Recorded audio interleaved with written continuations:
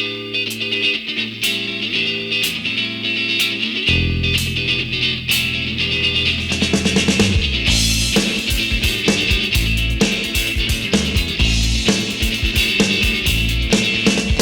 there, this is Bill with In the Crosshairs, cxhairs.com, and this is your moment of SVENNESS 1.5.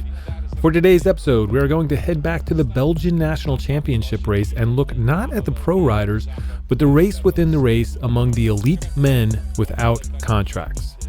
To race for the pro men's jersey in Belgium, you have to be a full-time professional cyclist. And even in Belgium, the motherland of cyclo-cross, the number of people who fit that bill is small. For this year's race, 18 men were eligible and 17 lined up. In years past, the pro men would start. We can see how this worked in last year's race. And then 30 seconds later, the elites without contracts would start.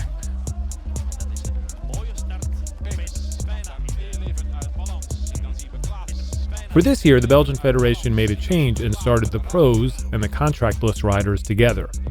What this meant is that we got to see glimpses of a fantastic battle taking place not too far behind Klaas, Mason, Wout, and Sven and the rest of the favorites for the Belgian jersey. Look at the start list for the amateur race and you see a lot of heavy hitters. Kevin Kant, brother of six-time Belgian national champion and world silver medalist Sanne Kant. Hendrik Sweek, brother of twin brothers Finams Lauren and Dieter Sweek.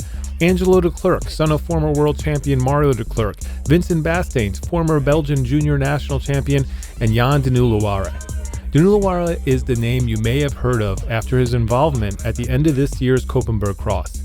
At that time he had a contract with Visco Service Golden Palace, but that contract was not renewed for 2015, so de Nulleware rode the championship race with the riders without contracts. De Nulleware came to cyclocross from motocross. He rode professionally from 2010 to 2013 for the Style and Concept team. He won his first race in 2011, outsprinting Zdeněk Štýbar at Brdín. That win is all but forgotten because the showdown with Štýbar everyone talks about, and why de Nulleware was known to most of us, came a year later during the final moments of the B-Post Trophy race at Essen. The sprint once again came down to de Nulleware and Štýbar. As they came to the line, Štýbar rode de Nulleware into the barrier and crossed the line first. The jury relegated Štýbar and gave the win to de Nulleware. More importantly, Štýbar apologized almost immediately for his sprint and delivered to Jan at the next race the now famous sorry cake. In October 2013, after racing the Koppenberg-Cross, de Nulleware quit professional cycling. A year later, he decided to give it another shot and probably wanted to quit after this year's Koppenberg-Cross and the controversy he helped create surrounding the sprint that never was between Wout van Aert and SVENNESS. Which brings us to this year's Belgian National Championship.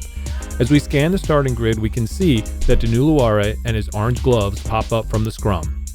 He gets a good start along with Bastains and Varan Classic rider Patrick Goudet, who raced consistently in the top 20 into the Super Prestige and B-Post Bank Trophy races. At the first big descent, Bastains leads the trio with de Nulleware and Gaudy not far behind.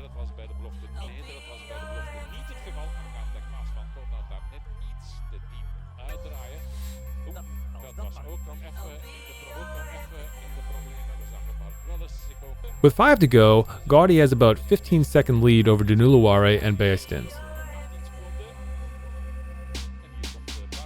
The same gap exists with 2 to go.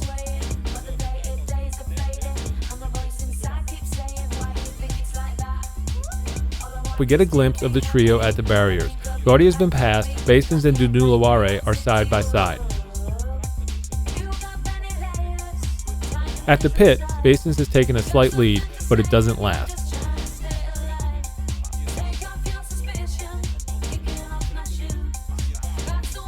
When we next see Bastains and de Nulleware, they are once again at the final pit.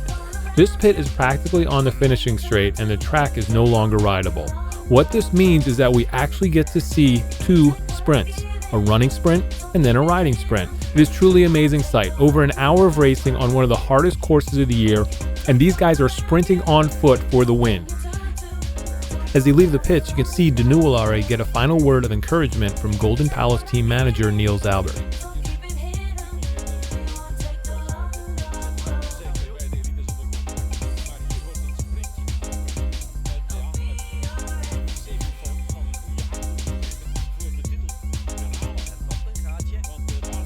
Near the end of the run, you can see Danulare reach back a couple times to make sure his pedal is in the right position for his remount.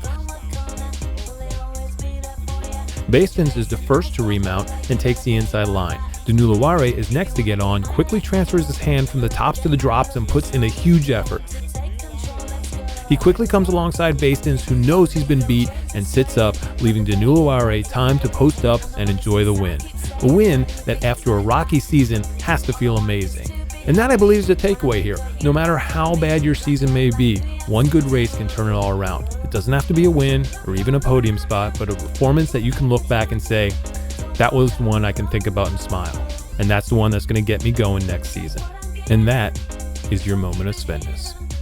See you next time.